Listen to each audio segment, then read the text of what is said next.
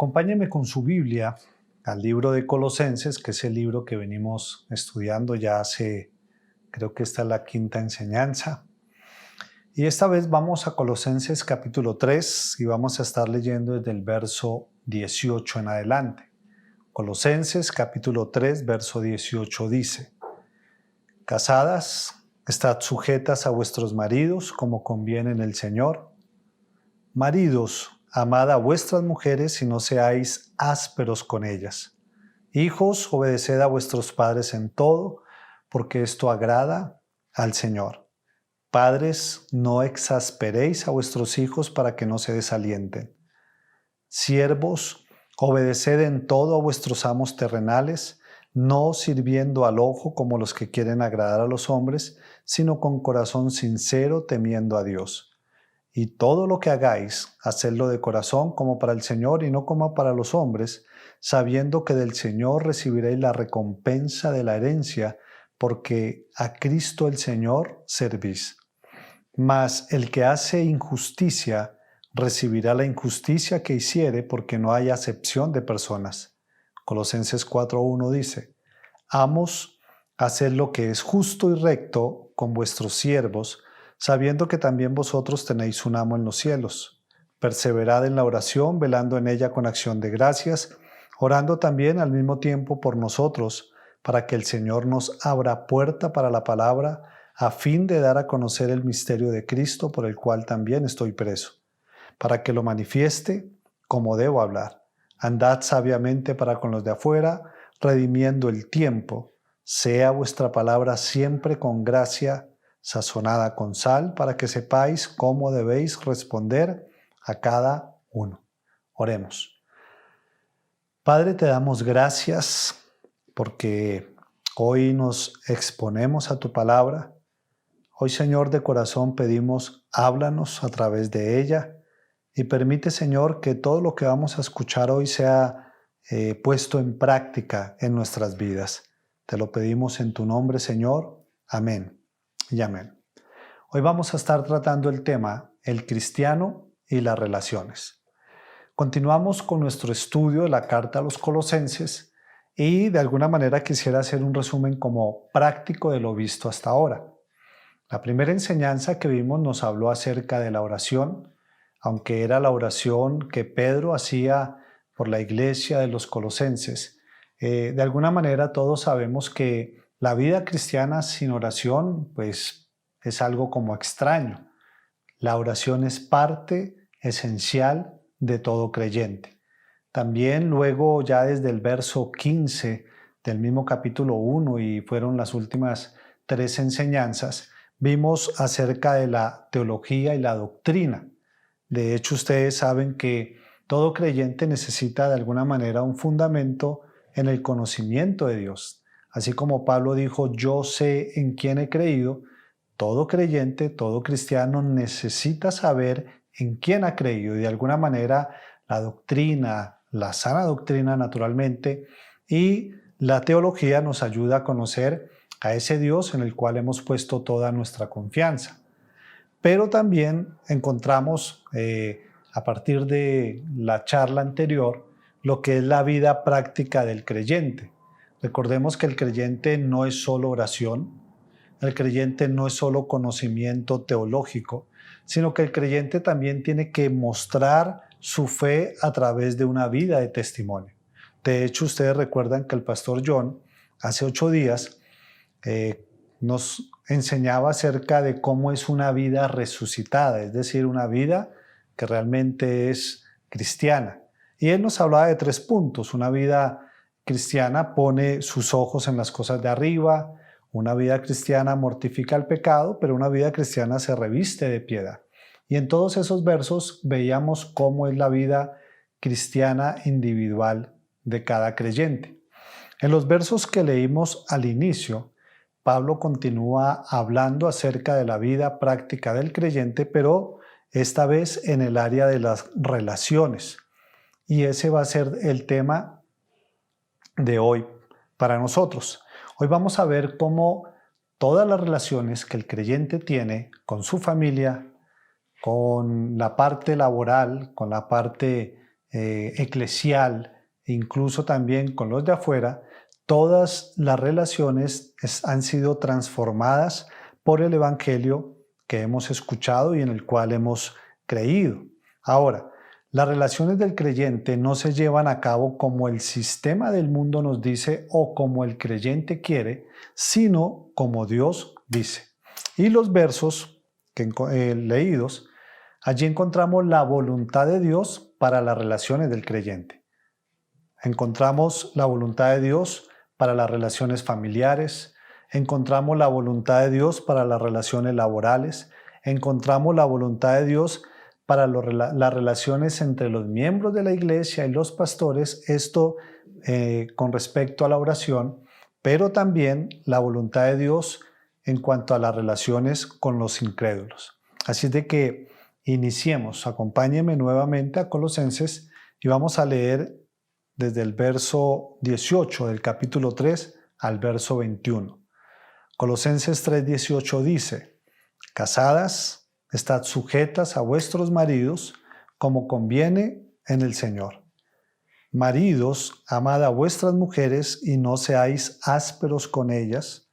Hijos, obedeced a vuestros padres en todo, porque esto agrada al Señor.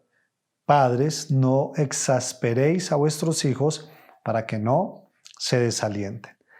Lo primero que vamos a ver es la voluntad de Dios para las relaciones familiares. En estos versos que acabamos de leer, lo primero que encontramos o lo que podemos ver allí es el diseño de Dios para el hogar. Recordemos algo, el hogar es una idea de Dios y cuando Dios crea el hogar, Él no lo deja a la deriva para que cada cual decidiera cómo desarrollarlo, sino que cuando miramos la palabra encontramos que Dios fue muy claro y muy específico en cómo debe ser un hogar.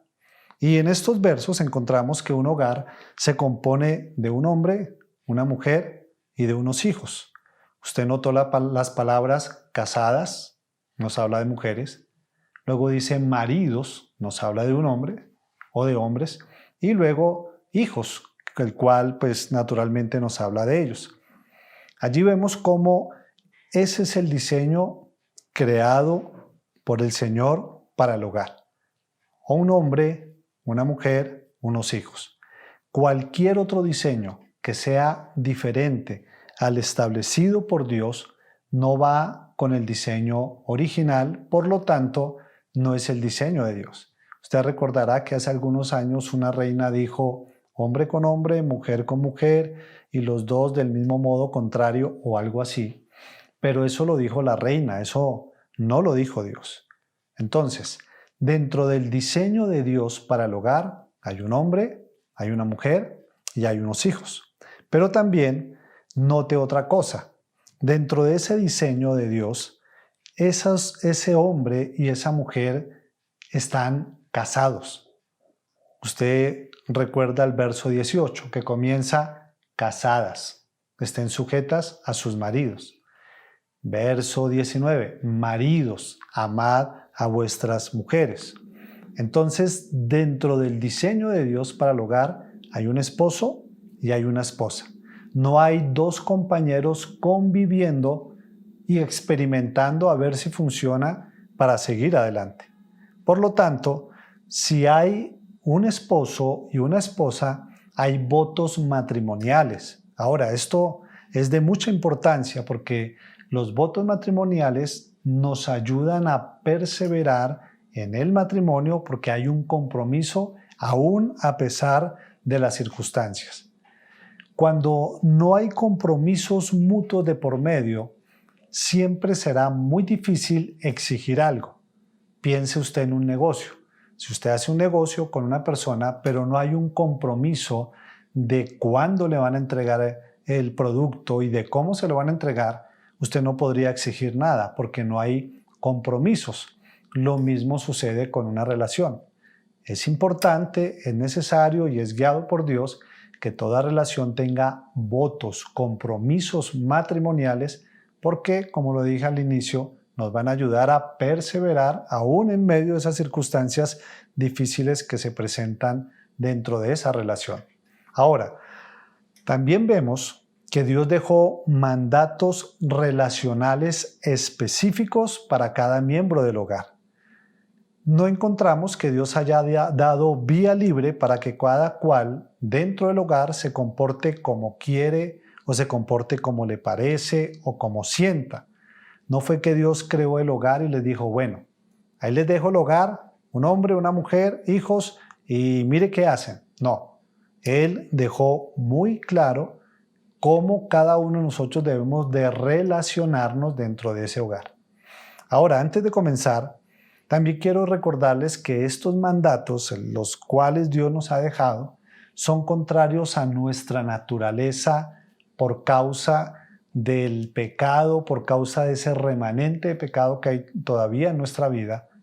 Son contrarios a la cultura donde nosotros estamos viviendo. Por lo tanto, son mandatos que no son fáciles de llevar a cabo, pero que son posibles en Él. Entonces, si usted está listo para escuchar cuáles son los mandatos relacionales para el creyente dentro del hogar, entonces acomódese, hermano, afile el codo. No, bueno, no afile el codo. La idea hoy no es culpar al cónyuge o culpar a los hijos. La idea hoy es que con madurez nosotros podamos asumir lo que Dios tiene que decirnos según la posición que tenemos dentro de nuestro hogar. Así de que comencemos con el primero, Colosenses capítulo 3, verso 18. Dice, casadas, estad sujetas a vuestros maridos como conviene en el Señor. Pablo comienza el mandato relacional con el que más genera controversias. Comienza con el mandato que de alguna forma no ha sido fácil. Y él nos está diciendo que en las relaciones familiares de los creyentes, la mujer se sujeta al marido. En las relaciones familiares de los creyentes, ¿qué hace la mujer? La casada, la esposa, se sujeta al marido. Ahora, todos sabemos que debido al abuso y al maltrato que se ha cometido sobre muchas mujeres a lo largo de la historia, este mandato de la sujeción generalmente parece injusto e incluso hasta absurdo. Y esto pues se debe a que realmente a veces nosotros no conocemos lo que realmente significa. Tenemos una idea tal vez cultural o histórica, vuelvo y lo repito, de maltratos, de abusos, y eso hace que tengamos como una barrera frente al mandato de la sujeción de la casada al marido. Pero hoy vamos a mirar lo que realmente significa esto y lo vamos a hacer de manera contraria, es decir, a veces para conocer mejor algo es bueno primero saber lo que no es. Y vamos a mirar lo que no significa estar sujeto o sujeta, en este caso, la casada al marido. Entonces, la sujeción de la mujer no era un mandato para la cultura de esa época. La sujeción de la mujer no era un mandato para la cultura de esa época. ¿Por qué lo digo? Porque a veces hay personas que dicen, no, eso era un mandato para esa época donde no había una valoración correcta a la mujer. Y claro, aunque hubo épocas donde la mujer no fue valorada como se debiera, este mandato no es un mandato para esa época, porque si así lo fuese, los mandatos que siguen tampoco los deberíamos tener en cuenta. Recuerde que sigue, maridos, amad a vuestras mujeres. Podríamos decir, no, eso era cultural, no podemos exigirlo. Luego sigue, hijos, obedeced a vuestros padres. Podríamos decir, no, eso era de esa época, no lo llevemos a cabo. Entonces note que debemos de ser sinceros en la forma que interpretamos la Biblia. Y si todos estos mandatos están juntos, nos damos cuenta que son mandatos no de la época, sino son mandatos que aún siguen presentes. Otra cosa, cuando el Señor dice que las mujeres se sujeten al marido, no está diciendo que las mujeres se sujeten a todos los hombres en general. ¿A quién tiene que sujetarse la mujer? Al marido, no a todos los hombres. Así de que si hay una mujer que dice yo no me quiero sujetar a nadie, le doy un consejo: no se case. Porque el Señor pide que la mujer se sujete al marido. Ese es un mandato del Señor. No dice que la mujer se sujete a todos los hombres. Recuerde que por causa del machismo, la mujer debía bajar la cabeza ante los hombres y de alguna manera había una sujeción a todos. Pero eso no es lo que Dios nos pide. Nos pide que la mujer se sujete ¿a quién? Al esposo. Así es de que si usted ya se casó, tiene que sujetarse, porque la Biblia lo dice. Ahora, otra cosa importante. Cuando Dios dice que la mujer se sujete al marido, no significa que la mujer sea inferior al marido. Recordemos que Dios, dice la palabra, crea al hombre y a la mujer con el mismo valor y la misma dignidad. Los dos valen lo mismo delante de Dios. Y eso que les da valor es el hecho de que ambos, hombre y mujer, fueron creados a la imagen y semejanza del Señor. Por lo tanto, no tiene que ver nada con que uno valga más y otro valga menos. Pero lo que la Biblia sí nos dice cuando encontramos la creación es que Adán fue creado primero. Y dice que esa creación de alguna manera es una señal de autoridad y de dominio, porque le fue dada autoridad y dominio a Adán sobre la tierra y sobre lo creado. Luego, Dios crea a Eva. Cuando Eva viene a este mundo, ella debe funcionar bajo la autoridad de su esposo, pero sin perder el valor y la dignidad como persona. Siguen siendo iguales, siguen valiendo lo mismo. Lo único es que tienen roles o funciones diferentes. Así es de que la orden de la sumisión de la mujer al hombre, o de la esposa al marido más bien, no comenzó después de la caída. La vemos implícita desde el mismo momento de que Dios crea a Adán y le da el lugar que le dio. Recordemos incluso que el Padre y el Hijo, hablando en la Trinidad, son iguales en deidad y en atributos, pero usted encuentra que el Hijo se sujeta al Padre. Usted recordará que en los Evangelios Jesús dijo: yo no vine a hacer mi voluntad, sino yo vine a hacer la voluntad del que me envió. Y eso no hizo que Jesús fuera menos. Jesús siempre ha sido y siempre será Dios. No lo hace más ni lo hace menos, pero ahí dentro de los roles y las funciones, el Hijo se sujeta al Padre. Y de la misma manera, así el hombre y la mujer son iguales en cuanto, repito, a valor y dignidad, pero Dios pide una cosa. ¿Cuál es? Que la mujer se sujete al marido. Pero recuerde, siguen siendo iguales en valor y dignidad. Otra cosa importante es que la sujeción de la mujer al marido no significa esclavitud, no significa humillación, no significa servilismo. Cuando Dios pide que la mujer se sujete al marido, no le está diciendo que la mujer ahora es la sirvienta del esposo. Recuerde que cuando Adán estaba solo, Dios creó una ayuda idónea. No le creó una secretaria, no le creó una muchacha de servicio, no, le creó una ayuda idónea, un complemento perfecto para el hombre. Y el hombre no tiene una autoridad absoluta y suprema sobre ella. Por lo tanto, no tiene nada que ver con servilismo, con humillación, ni con esclavitud. Otra cosa, la sujeción de la mujer al marido no significa que el marido siempre tiene la razón. Volvamos a lo de Génesis. El hombre estaba solo y Dios creó una ayuda idónea, un complemento. Entonces, cuando Dios crea a la mujer, sabe que el hombre necesita de la mujer. Y de alguna manera, el marido no tiene siempre la razón, porque el marido no es Dios. Entonces, la mujer puede sugerir, puede hablar, puede compartir, puede dar sus ideas, pero quien es la autoridad dentro de la casa es el marido. Y no siempre el marido tiene la razón. Allí la clave está en la forma en cómo la mujer le dice las cosas al esposo. Y si hay un momento donde los dos no están de acuerdo, es el momento donde la mujer en sujeción le dice al esposo, bueno, quiero hacerte saber que no estoy de acuerdo en esto, pero tú eres la cabeza. Ora y toma la mejor decisión, porque eso tiene que ver con sujeción. Otra cosa más de la sujeción.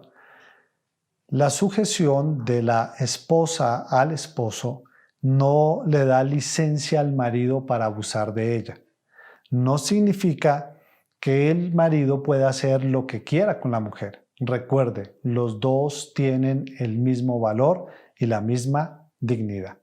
Dios planeó que las esposas estén sujetas a sus esposos y aquí viene lo bonito de la sujeción. Los teólogos dicen que la sujeción de la esposa al esposo reflejan dos cosas de mucha importancia. La primera es que la mujer en su sujeción al esposo tiene el privilegio de reflejar a Cristo y su sumisión al Padre. Es decir, cuando la mujer se sujeta al esposo, ella está prefigurando o representando o reflejando a Cristo en su sujeción al Padre. Y lo segundo es que cuando una mujer se sujeta a su esposo, está reflejando o prefigurando a la iglesia en su sumisión a Jesús. Recuerde que en Efesios 5:24 dice, así que como la iglesia está sujeta a Cristo, así también las casadas lo estén a sus maridos en todo.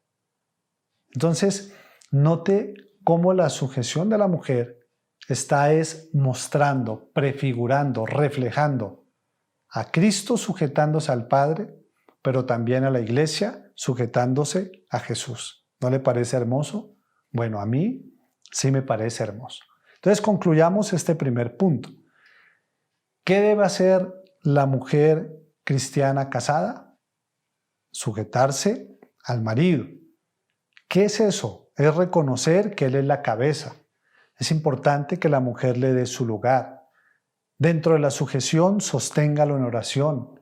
Incluso consuélelo en tiempos de dificultad. Déjelo que se equivoque. Incluso exáltelo cuando él hace las cosas bien. Pero en pocas palabras, lo que el Señor pide es que déjelo que él asuma el liderazgo. Si hay algo difícil para la mujer es precisamente sujetarse al esposo. Y usted va a notar que cada cosa que Dios le pide a los integrantes del hogar es el área más difícil, es el área en el cual cuesta un poco más. Y si hay algo que le cuesta a la mujer es precisamente esto. Primero, por el pecado remanente que todavía hay en nosotros, pero segundo, por todo lo que la cultura nos enseña. Escuché un chiste con respecto a la sujeción y dicen que un día hubo un retiro de parejas y tomaron un avión, pero infortunadamente el avión falló y cayó a tierra, todas las parejas murieron. Cuando de pronto todas aparecen en el cielo y bueno, allí estaba San Pedro en la puerta, mirando cómo dejaba entrar a la gente, cómo los organizaba y claro, había un gran alboroto, imagine muchas mujeres, muchos hombres. Y él dijo, bueno, ¿cómo hago para organizar esto? Lo voy a hacer bíblicamente.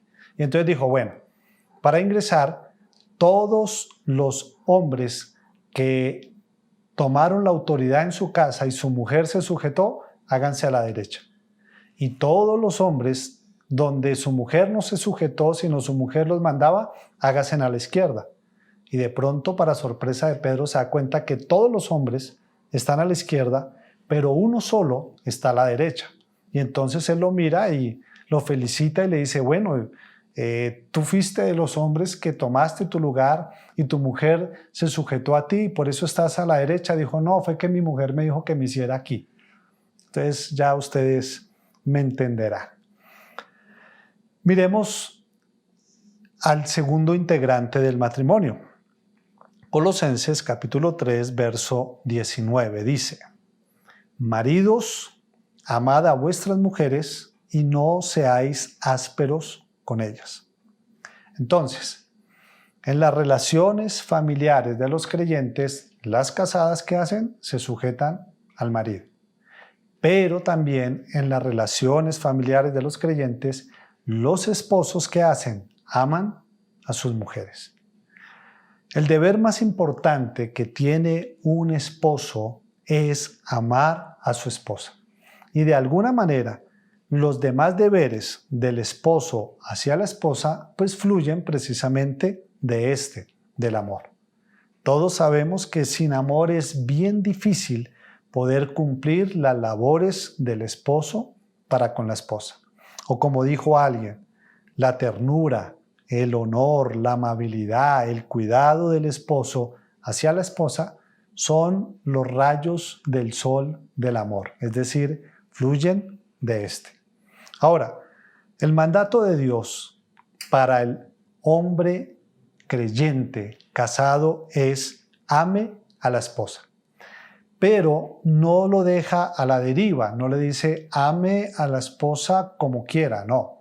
Él deja un patrón, él deja una manera adecuada para amar. ¿Por qué lo digo? Porque así como a la mujer le cuesta la sujeción, a muchos hombres les cuesta amar. Y por eso usted escucha frases como yo la amo en silencio. Eso puede sonar tal vez romántico, pero la mujer necesita un amor expresado. Otros dicen, no, lo que pasa es que yo tengo mi manera de amar y ella ya lo sabe. Yo no necesito decirle que la amo.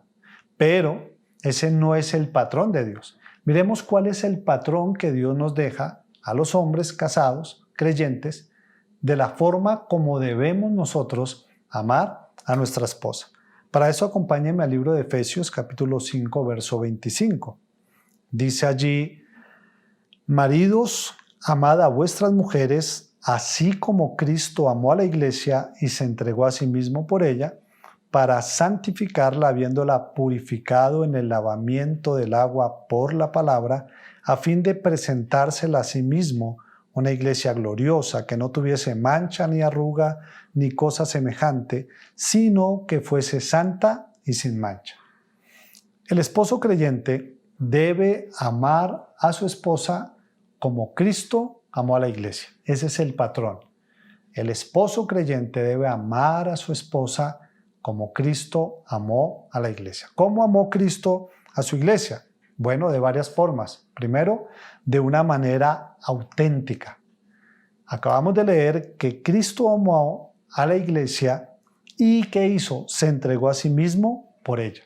Es decir, el amor de Cristo por su iglesia fue o es verdadero, al punto que murió por su iglesia.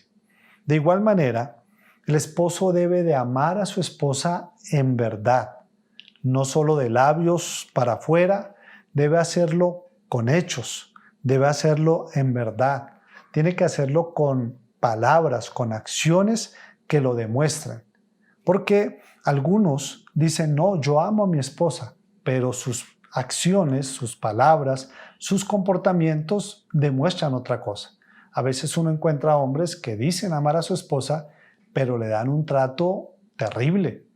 No hablan adecuadamente con ella, no se expresan correctamente. Entonces no es un amor auténtico, no es un amor verdadero. Otra cosa de cómo el hombre debe amar a su esposa es de manera libre, sin esperar recompensa, aunque la tendrá. Mire, Jesús dice que él, o la palabra dice que Jesús se dio a sí mismo por ella para santificarla. Ahora, esto nos da como una imagen del estado en que estaba la iglesia cuando Dios de alguna manera se acerca.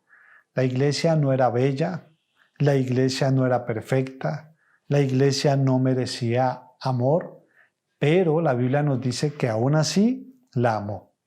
Y usted sabe que hoy en día nosotros como iglesia lo amamos a Él porque Él nos amó primero. Ahora, esto tiene mucho que ver, mire. cuando un esposo ama a su esposa, él va forjando el amor de ella hacia él. Recuerde, Cristo nos amó primero, cuando no lo merecíamos y en la condición en que nos encontrábamos. Y ese amor de Cristo por nosotros forjó el amor de nosotros por Él. Y de la misma manera sucede con el esposo. De alguna forma el amor se aviva con amor. Otra forma, el esposo tiene que amarla de manera santa. Acabamos de leer que Jesús amó a la iglesia y se entregó a sí mismo ¿para qué? Para santificarla, habiéndola purificado por el lavamiento del agua por la palabra. De igual manera, el amor del esposo hacia la esposa es un amor que se esfuerza por la salvación y por la santificación de su esposa. Es un amor que no le pide a su esposa ni le incita a desobedecer a Dios. Al contrario, es un amor que siempre impulsa a su esposa a conocer más del Señor. Otra cosa, el esposo debe amar a su esposa de manera activa, pero también fructífera. Volvemos al caso. Dice que el amor de Jesús por su iglesia lo lleva a sustentar y a cuidar su iglesia. Él la sustenta y la cuida. Ustedes saben que la iglesia siempre está necesitada. ¿Y quién suple todas las necesidades de la iglesia? Jesús en su amor. Y de igual manera, el esposo en su amor por su esposa no debe escatimar nada. No debe escatimar sacrificios, recursos y todo lo necesario para el bien de su esposa en todas las áreas, en el afecto, en la amistad, en el cuidado, en la protección, en la provisión, etcétera, etcétera. Pero hay algo más. El amor del esposo hacia la esposa debe ser un amor de manera constante. Volvamos a lo que leímos. Usted sabe que la iglesia falla. Nosotros como iglesia fallamos, pero aún así, ¿qué hace el Señor? Nos sigue amando, porque dice que se entregó a sí mismo por ella a fin de presentársela a sí mismo como una iglesia gloriosa que no tiene mancha ni arruga. Es decir, las imperfecciones de la esposa no pueden impedir que el esposo la siga amando. Tiene que ser un amor constante.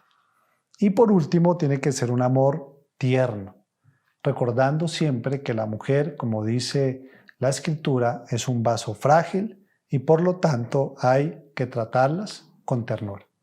Así de que lo que Dios nos pide es amar y amar como Cristo amó a la iglesia. Allí no vale decir es que yo no soy expresivo, es que yo soy así y ella lo sabe, porque los mandatos de Dios no están sujetos a lo que nosotros hemos aprendido en nuestra cultura.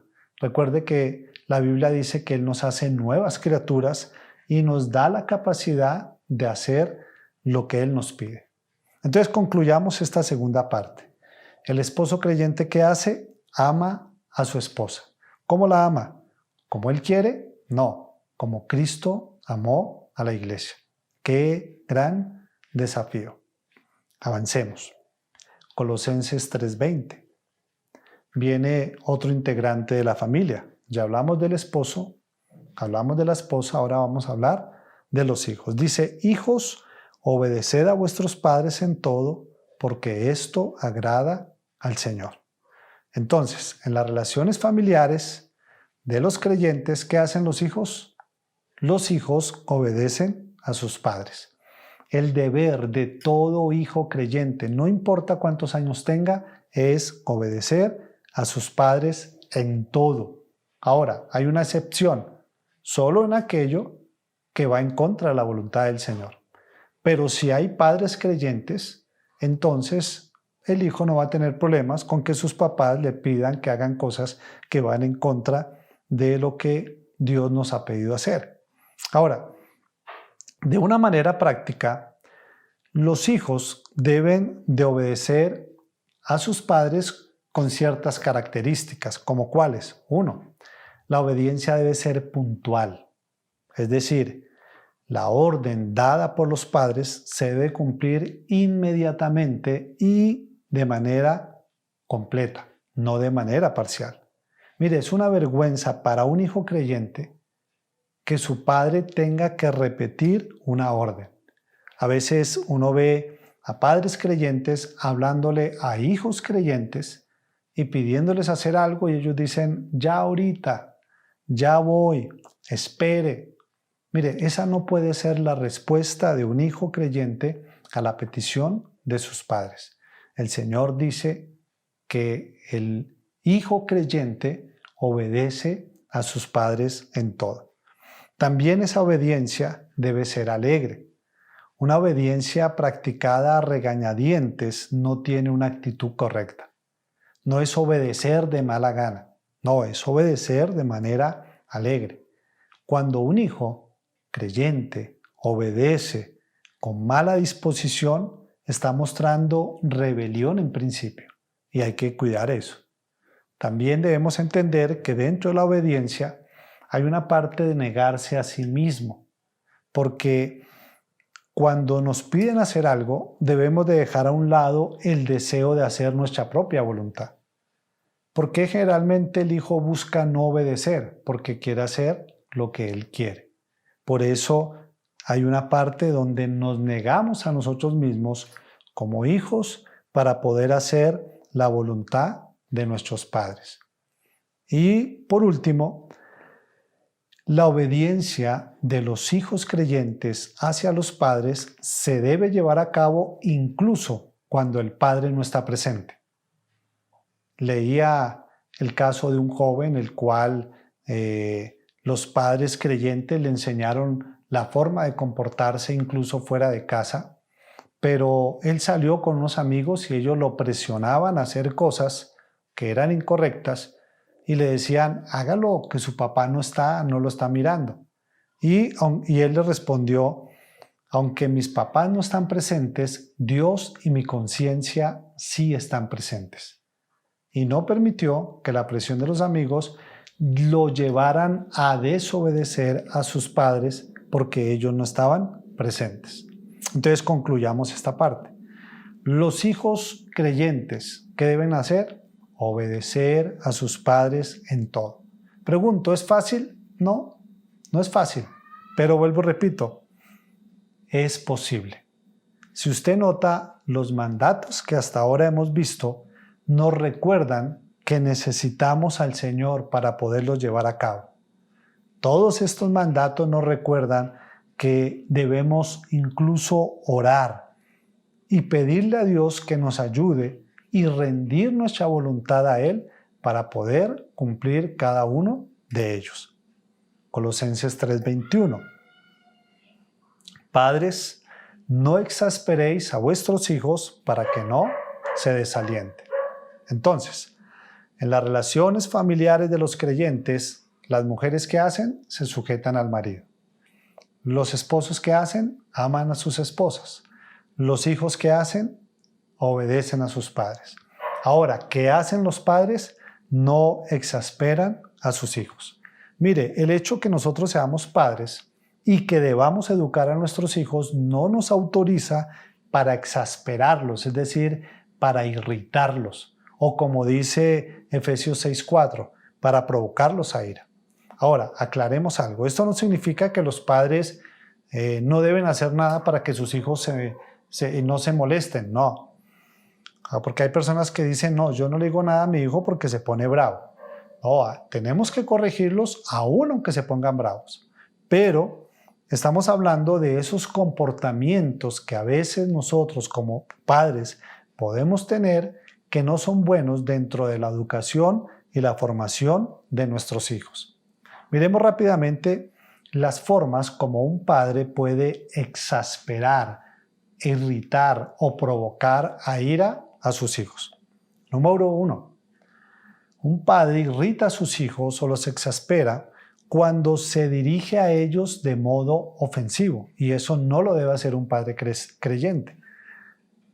Saúl le dijo a su hijo Jonathan, hijo de la perversa y rebelde. Imagínense. Y ustedes saben, y tal vez lo han escuchado, y han visto, y tal vez le sucede a usted, que algunos padres usan palabras ofensivas hacia sus hijos. Usted es un bruto, usted no sirve para nada, usted es lo peor que me ha pasado. Y todas estas palabras ofensivas, ¿qué hacen? Exasperan, irritan a los hijos y no ayudan en su formación y disciplina. Alguien comentaba cómo en el juramento hipocrático, es decir, ese compromiso que hacen aquellos que se gradúan en la medicina, ellos hacen un compromiso en el cual se comprometen y juran no hacerle daño hacerle bien a todos los pacientes en la medida que ellos puedan, y si no les pueden hacer un bien, se comprometen a no hacerles daño. Y así debe pasar con los padres. Debe haber un compromiso de no hacer daño a nuestros hijos, y a veces lo podemos hacer cuando utilizamos expresiones incorrectas. ¿Cómo más podemos exasperarlos? Cuando el castigo excede la falta cometida.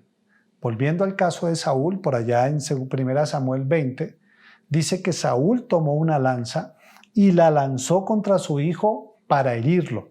Y dice ahí la palabra que su hijo fue provocado a ira. Entonces, nosotros debemos de actuar como padres, no como tiranos. ¿Debemos corregirlos? Sí. Pero la corrección nunca es una venganza por lo que ellos hicieron. No es deje y verá que yo me voy a desquitar. No, es una manera de corrección, de disciplinar para formar a nuestros hijos. ¿Qué otra cosa trae exaspero a los hijos o irritación y no ayuda a la formación? Cuando hay favoritismos entre los hijos. Hay padres que a veces se inclinan más por un hijo que por el otro. Y usted recordará la historia de José, el hijo de Jacob. Allá en Génesis 37 dice que Jacob amaba más a José que a sus hermanos e incluso le dio un manto de colores. Y la palabra enseguida dice que por esa causa sus hermanos no podían hablarle pacíficamente, es decir, los había provocado a ira. ¿Cuándo más? Cuando tenemos doble moral. ¿Qué significa esto? Cuando nosotros le decimos a nuestros hijos que es malo hacer ciertas cosas, pero ellos ven en nosotros que nosotros sí las podemos hacer. Por ejemplo, la mentira. Hay padres que le hablan fuertemente a los hijos cuando ellos mienten, pero a veces los hijos ven que sus papás están hablando con los amigos, con la familia, y están contando cosas que son mentira. Entonces, ¿eso qué es? Una doble moral. Por ejemplo, hay una clásica que escuché. Cuando un padre o una madre le dice a su hijo, ¡no grite a su hermana! Le está diciendo que no grite, pero ¿él qué está haciendo? Está gritando. Entonces, a veces nosotros queremos a los hijos de Colosenses 3:20, el hijo que obedece, pero no somos la esposa de Colosenses 3:18, la esposa que se sujeta al marido. A veces como padres queremos los hijos de Colosenses 3:20, que se sujeten, pero no somos el esposo de Colosenses 3:19, el que ama a su esposa. Y eso los hijos lo ven. Entonces, cuidado con la doble moral. Porque todas estas cosas que hacen desalientan a los hijos, les provocan dolor, abatimiento, incapacidad, los desalientan. Entonces concluyamos este último punto acá. Los padres creyentes en su relación con los hijos los corrigen sí, pero no los exasperan. Bueno, como ustedes pudieron ver, ¿vamos en cuál punto? En el primero, pero no se desalienten. Los otros se los quedo debiendo. Luego tendremos la oportunidad de hablar acerca de la voluntad de Dios para las relaciones laborales, de la voluntad de Dios para las relaciones entre los miembros de la iglesia, los pastores, y la voluntad de Dios para las relaciones con los incrédulos. Entonces, terminamos acá. todas las relaciones del creyente, en este caso las que acabamos de ver y las que no vimos, tienen que estar regidas por los mandatos del Señor, todas. Porque si no están regidas por los mandatos de Él, pues estamos mostrando que nuestra fe no está siendo manifestada con nuestra vida. Podemos orar tal vez, podemos tener mucha teología o doctrina, pero nuestra vida tiene que ser práctica, una vida cristiana práctica, donde cada relación es guiada conforme a lo que Dios ha establecido. Palabras finales. Todo creyente tiene una nueva vida en Cristo y por lo tanto cuenta con la capacidad de Dios para poder realizar lo que Él nos pide. Entonces, lo que acabamos de ver hoy, por difícil que parezca, por difícil que a la mujer le parezca sujetarse al marido, por difícil que al hombre le parezca amar a su mujer como Cristo amó a la iglesia, por difícil que parezca al hijo obedecer a su padre, por difícil que parezca a los padres no exasperar a sus hijos, son cosas que sí podemos hacer. ¿Que necesitamos orar? Claro. ¿Que necesitamos trabajar en ello? Claro. Pero por difíciles que parezca, son posibles, porque el Señor nos ha dado la capacidad de hacerlo porque estamos en Él. Somos nuevas criaturas. Ahora, la segunda cosa es que el motivo o el propósito por el cual debemos obedecer estos mandatos no es simplemente para vivir en armonía y sentirnos bien, sino porque el fin de todo lo que hacemos es uno. ¿Y saben cuál es? Glorificarlo a Él. Así es de que cada vez que la esposa se sujeta al marido, dice, mujeres o casadas, sujétense a su marido como conviene. Es decir, si hay algo que conviene, es lo que Dios nos pide hacer. Entonces, todo lo que hagamos, cuando nosotros amamos como hombres a nuestra esposa, como Cristo amó a la iglesia, cuando los hijos obedecen, cuando los padres se educan adecuadamente, ¿qué estamos haciendo? Glorificando al Señor.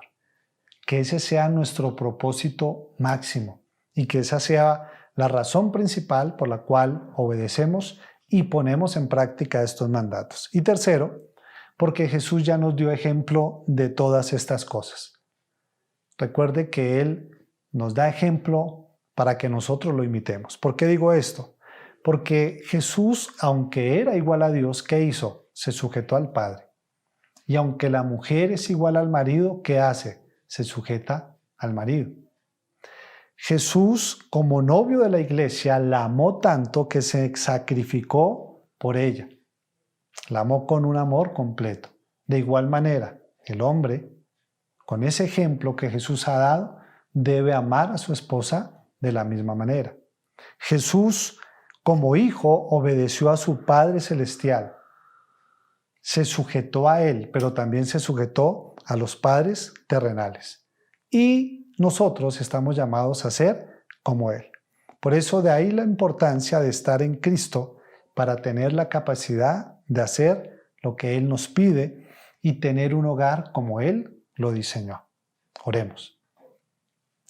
Padre, te damos gracias por este tiempo, gracias por tu palabra, gracias por el desafío que nos dejas como integrantes de un hogar, por los mandatos que tú nos das hoy.